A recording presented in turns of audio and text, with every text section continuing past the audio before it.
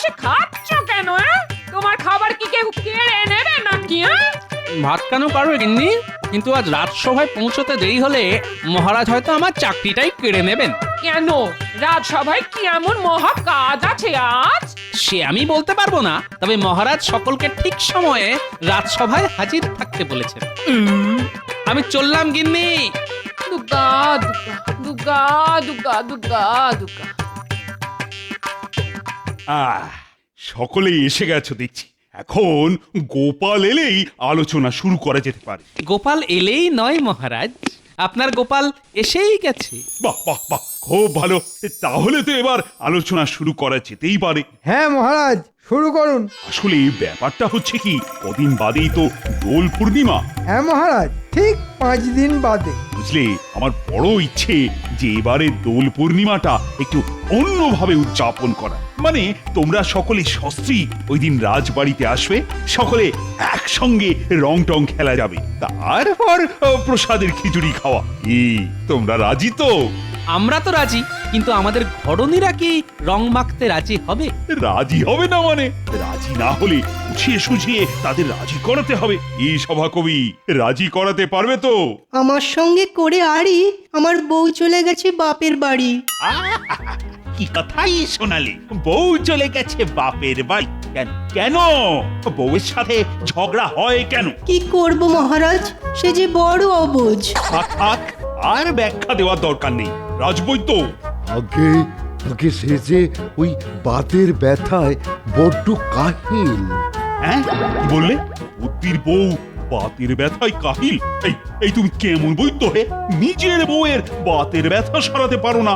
কি করব মহারাজ, আসলে বড্ড ওই পুরানো ব্যথা তো, মানে আমার বিয়েরও ওই আগে থেকে। গরমকালে একটু ভালো থাকলেও শীতকালে বড় কাহিল হয়ে পড়ে। বাতের ব্যথা খুবই বেদনাদায়ক। উঠতে গেলে লাঠি, বসতে গেলে মাটি।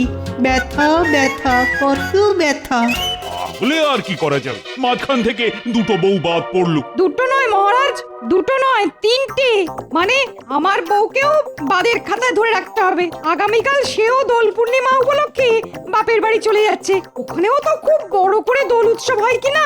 মানে বাহ বাহ বাহ বাহ বাহ, এ তো এক এক করে অনেক বই বাদ পড়েছে। তা সেনাপতি, তোমার?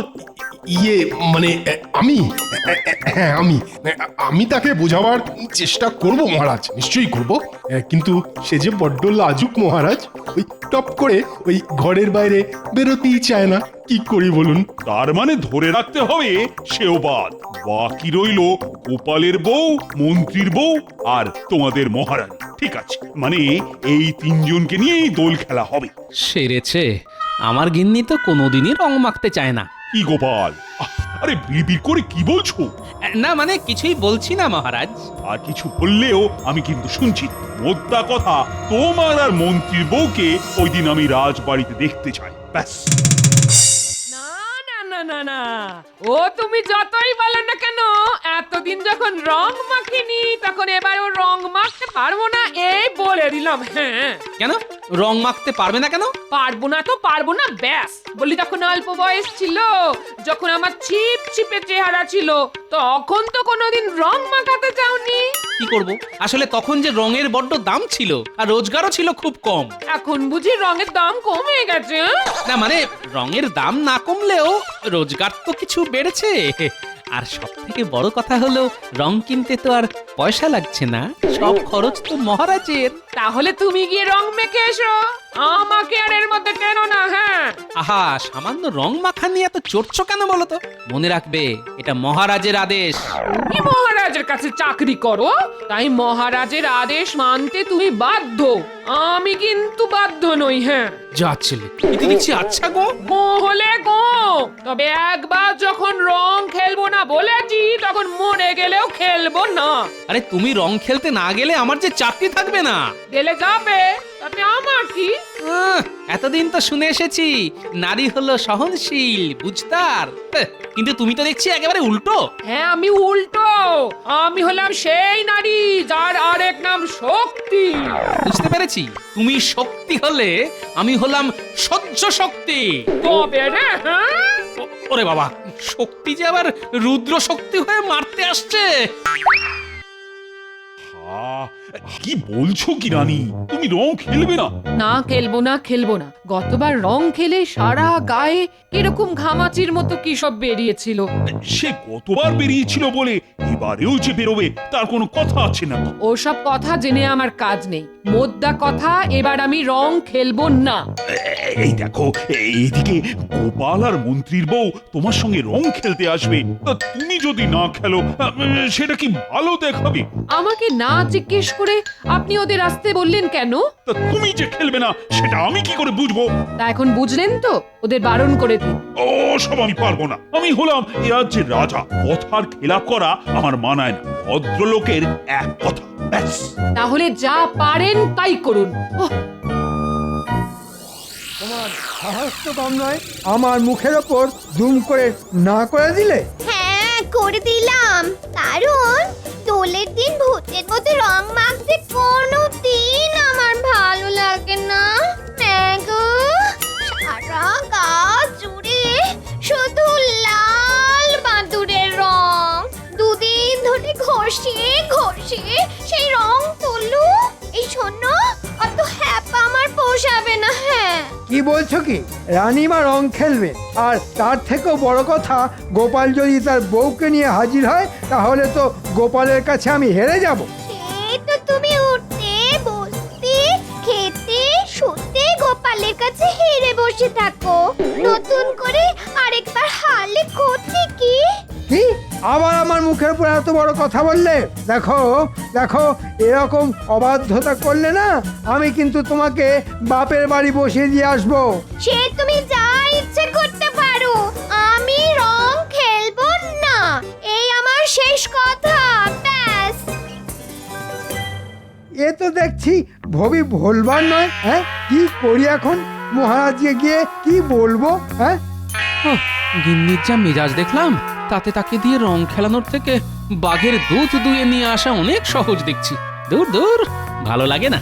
যাই, এখন মহারাজকে গিয়ে বলে আসি যে আমার গিন্নি রং খেলবে না।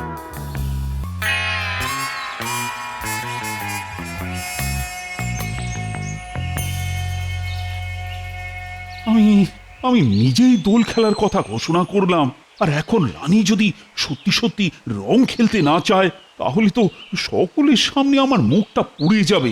ও কি যে করি এখন, কি করে কথাটা সকলকে বলি? প্রণাম মহারাজ। হুম, মহারাজকে যেন খুব চিন্তিত দেখছি। কিছু কি হয়েছে মহারাজ? হয়েছে তোমার মাথা আর আমার মুখ। আপনার মাথা আর আমার মুন্ডু, কথাটা আমার মাথায় ঠিক ঢুকলো না মহারাজ। কাছে এসো বলছি। শোনো গোপাল, এদিকে তো মহা সমস্যা শুরু হয়ে গেছে। কি সমস্যা মহারাজ? আরে বড় মুখ করে তোমাদের বললাম যে এবার রাজবাড়িতে ধুমধাম করে রং খেলা হবে, কিন্তু এদিকে তোমাদের রানীমা রং খেলবেন না বলে যে গো ধরে বসে আছে। কেন? কেন আবার? গতবার রং খেলে তার সারা গায়ে নাকি বিজবিজে ঘামাচির মতো কি সব বেরিয়েছিল। এখন তিনি না খেললে তোমাদের কাছে আমি মুখ দেখাই কি করে বলো তো? তাহলে আমার এখানে আসার আসল কারণটা বলেই ফেলি মহারাজ। আমার গিন্নিও সাফ জানিয়ে দিয়েছে যে রং খেলবে না। তাহলে কি হবে? মন্ত্রীর বউ যদি রং খেলতে আসে তাহলে তো মন্ত্রীর সামনে আমাদের দুজনের মুখ পুড়ে একেবারে কালো হয়ে যাবে, আর ওই পশ্চাৎ মন্ত্রী চারিদিকে বলে বেড়াবে যে আমাদের বউয়েরা নাকি আমাদের কথাই শোনে না। আমার বউও কোনো কথা শুনতে চাইছে না মহারাজ, সে কোনোভাবেই গায়ে রং মাখবে না। বাবা, এই তো দেখছি সব শেয়ালের একরা।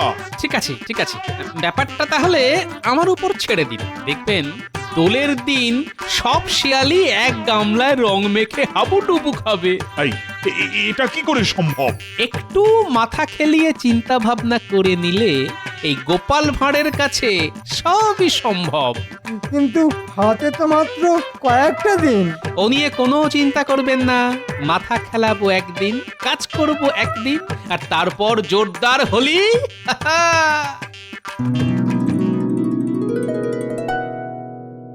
আচ্ছা দাদু, আমাদের কি জন্য এখানে ডেকে পাঠালে বলো তো? আরে বলছি বেশ কাজের মতো কাজ আছে তোদের জন্য, আর সব কাজ যদি ঠিকঠাক করতে পারিস তাহলে দোলের দিন বিকেলবেলা তোদের সকলকে পেট ভরে ভোলা ময়রার দোকানের গরম গরম রসগোল্লা আর মাখা সন্দেশ খাওয়াবো। ওরে বাস, রসগোল্লা আর মাখার সন্দেশ। বলো বলো কি করতে হবে? তোর সেই গুলতিটা সঙ্গে আছে? আছে বই কি, এই দেখো না দেখো। তাহলে গুলতি মেরে গাছ থেকে একটা বাতাবি লেবু পেড়ে দেখা দেখি। এ তো আমার বাঁ হাতের খেল গো। ওরে বাবা, হাতের নিশানা নিখুঁত হলেও একেবারে আমার মাথার টাকের উপর ফেললি যে। তোমার মাথায় লাগেনি তো দাদু? না, বাতাবি লেবু নরম বলে খুব একটা জোরে লাগেনি বুঝলি, কিন্তু ওটা যদি বাতাবি লেবু না হয়ে বেল হতো তাহলে আমার এই কেশিন টেকো বেল মাথাটার যে কি অবস্থা হতো কে জানে। শোন গুলটে, শোন, দোলের দিন সকালে তোকে আমার কাজে লাগবে, তবে কি করতে হবে পরে বলে দেবো তোকে। হ্যাঁ, এবার আমায় বলো কি করতে হবে আমায়? আচ্ছা, বিড়ালের মতো নিঃশব্দে হাঁটতে পারবি? এমন ভাবে হাঁটতে হবে যে শাড়ির খসখসানির শব্দটাও যেন না পাওয়া যায়। কেন পারবো না, খুব পারবো। তাহলে হেঁটে দেখা দেখি। বাহ বাহ বাহ বাহ, খুব ভালো খুব ভালো। ঠিক আছে, দোলের দিন সকালে তোকে আমার কাজে লাগবে। আরে ওদের তো তোমার কাজে লাগবে বলছো, কিন্তু আমি? তুই চট করে গাছে উঠে দেখা দেখি কেমন চড়তে পারিস। আচ্ছা, এই দেখো। আরে দাঁড়া দাঁড়া দাঁড়া, মুখের কথা খসাতে না খসাতেই তো গাছে উঠে পড়লি। এই জল ভর্তি বালতিটা কে নিয়ে যাবে? কিন্তু কিন্তু দাদু, বালতি নিয়ে কিভাবে উঠবো? হ্যাঁ, একটা দড়ি নিয়ে আয় চট করে। এই নাও দাদু। এবার বালতির হাতলের সাথে দড়িটার এক প্রান্ত বাঁধ আর আরেকটা প্রান্ত কোমরে বেঁধে গাছে উঠে পড়। এবার আস্তে আস্তে দড়ি দিয়ে বালতিটা টেনে তোল। দাদু, তোমার কি বুদ্ধি! শোন, দোলের দিন সকাল সকাল তোরা সকলেই বাতাবি লেবু গাছতলায় এসে দাঁড়াবি। কি কি করতে হবে সব বলে দেবো তোদের। দাদু, আজ হবে নাকি অল্প অল্প করে রসগোল্লা আর মাখা সন্দেশ? ওই কাজের বায়না আর কি। দারুণ বলেছিস, কাজের বায়না। চল তাহলে, তবে যাবার পথে ট্যাপার পুঁচকে কেউ ডেকে নেব বুঝলি, দোলের দিন ওদেরও কাজে লাগবে আমার। ওদিকের খবর কিছু শুনেছেন? কি খবর ভাই? একেবারে ঘোড়ার মুখের খবর। তবে আমার মুখের খবর থুড়ি, ওই ঘোড়ার মুখের খবরটা আবার 5 কণ করবেন না যেন। আরে না না, কাউকে বলবো না। তুমি তুমি নিশ্চিন্তে বলো দেখি। শুনছি রানীমা, গোপালের বউ আর মন্ত্রীমশাইয়ের স্ত্রী তো রং খেলতেই চাইছেন না। তাই নাকি? তাহলে তো মহারাজের স্বাদের দোল খেলা তো এবার লাটে উঠবে। বেশ হবে, খুব ভালো হবে। আমার বউ আড়ি করে বাপের বাড়ি চলে গেছে বলে মহারাজ আমায় 2-4 কথা শুনিয়েছিলেন। চুপ চুপ, আর কোনো কথা নয়, গোপাল আসছে। আমাকে দেখে এমন চুপ করে গেল কেন? তার মানে বেটারা নিশ্চয়ই এখানে দাঁড়িয়ে কালকের দোল নিয়ে আলোচনা করছে। এই যে গোপাল, কোথায় যাচ্ছ? রাজবাড়ি। কেন ভাই? রাবড়ি খাবো বলে। ওমা, রাবড়ি? তো মহারাজ তো আমাদের বললেন না। রাস্তায় দাঁড়িয়ে গুজুর গুজুর ফুসুর ফুসুর করলে কি আর রাবড়ি খাওয়ার নেমন্তন্ন পাওয়া যায়? আমি চলি। ওরে বাবা, কি দেমাক!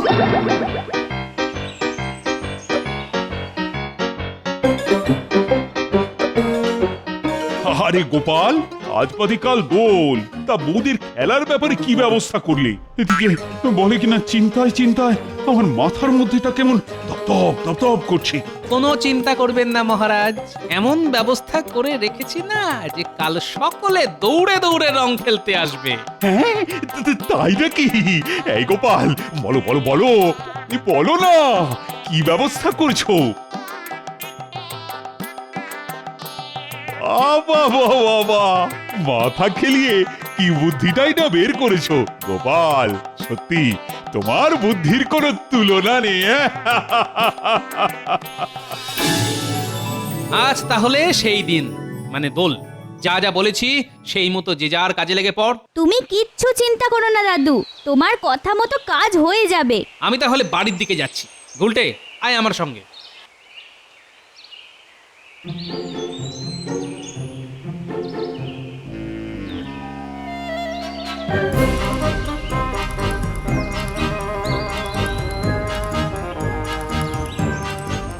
পুটি আমার পেছনে এসে দাঁড়িয়ে আছিস কেন? না মানে ওই একটু ঠাকুরের প্রসাদ। প্রসাদ নেওয়ার জন্য দাঁড়িয়ে আছিস? তা এত কুণ্ঠা করছিস কেন?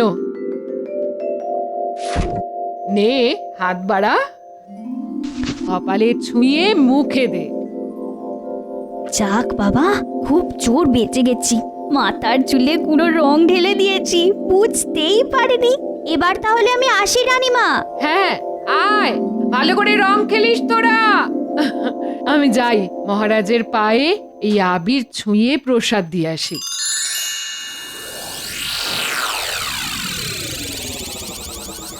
গিন্নি পুকুর থেকে জল আনতে গেছে, এই ফাঁকে যা করার করে দিলাম, এবার জমবে খেলা।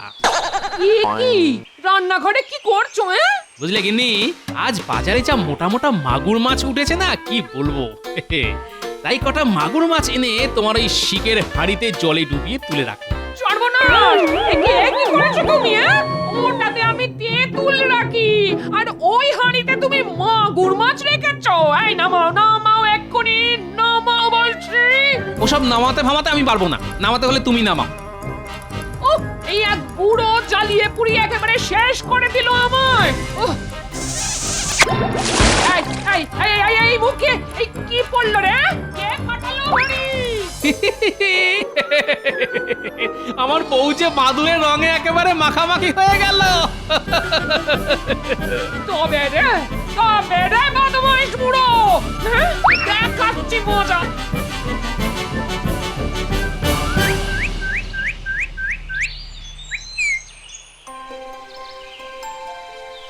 নিন, রাধা কৃষ্ণের প্রসাদ নিন। এবার পাটা একটু বাড়ান, পায়ে আবির দেব। গোপালের কথা মতো এবার রানীকে মোক্ষম ঠকাতে হবে। আরে রানী, তোমার মাথায় সাদা মতন এটা কি? কাকে ইয়ে করে দিল নাকি? ইমা, তাহলে তো আবার চান করতে হবে। দূর দূর দূর, আর ভাল লাগে না। যাও যাও রানী, এবার ওই মিথ্যে কাকে নিয়ে ধোবার জন্য যত ইচ্ছে জল ঢালো মাথায়। যত জল ঢালবে মুখ হবে তত বেগুনি। বাবা, খুব তো বলেছিলে রং খেলবো না, এবার দেখি কেমন রং না খেলে পারো তুমি। এই পাজির দল, গাছ থেকে ফুল ছিঁড়ছিস কেন রে? কি রে, ভালো করে কথা কানে গেল না? দাঁড়া দাঁড়া, দেখাচ্ছি তোদের, দেখাচ্ছি, দাঁড়া। পালিয়ে যাবি কোথায়? ধরতে পারলে না কানগুলো টেনে ছিঁড়ে নেব। হ্যাঁ, কে রং ঢাললি আমার গায়ে? ওরে হতচ্ছাড়া ন্যাপলা, তোরই কাজ। দাঁড়া দাঁড়া দাঁড়া, তোর একদিন কি আমার একদিন। দাঁড়া দাঁড়া বলছি, দাঁড়া। লাল রঙে আমার গিন্নি একেবারে লাল টমেটো হয়ে গেছে। বুদ্ধি বটে গোপালের, বুদ্ধি বটে। কি এমন লাল রং কে মাখালো তোমায়? ন্যাপলা, কিন্তু এমন বাদুড়ে রঙে তোমায় কে চুবিয়েছে? কে আবার? ওই যে আমার ঘরের শত্রু টেকো বুড়ো।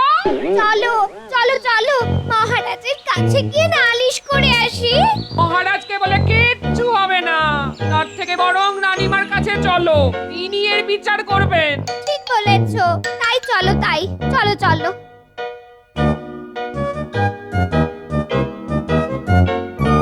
ও রানীমা, রানীমা, দয়া করে দরজাটা খুলুন। আমি এখন দরজা খোলার অবস্থায় নেই, দুদিন বাদে এসে দেখা করো। সে কথা বললে কি করে চলে রানীমা?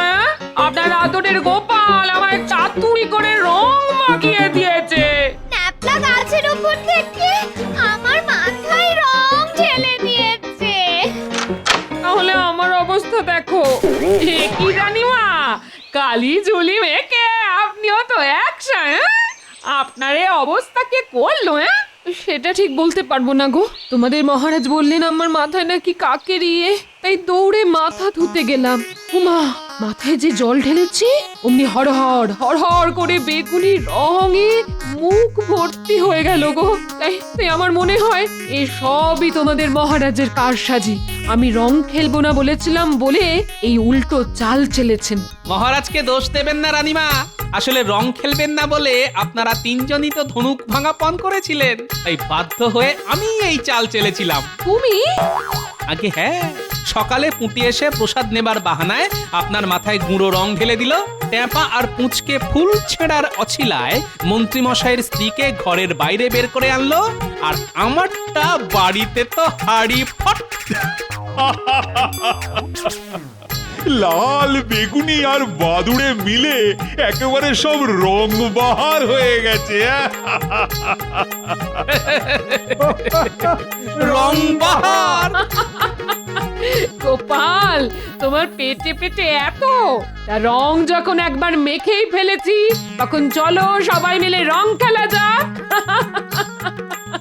দাদু, আমাদের রসগোল্লা। আজ আর দাদু নয়, আজ তোদের সকলকে পেট ভরে রসগোল্লা খাওয়াবো আমি। তুমি রসগোল্লা খাওয়ালে আমি খাওয়াবো সন্দেশ। কি মজা, কি মজা। তাহলে এবার গলা ছেড়ে বলা যাক হোলি হে, হোলি হে।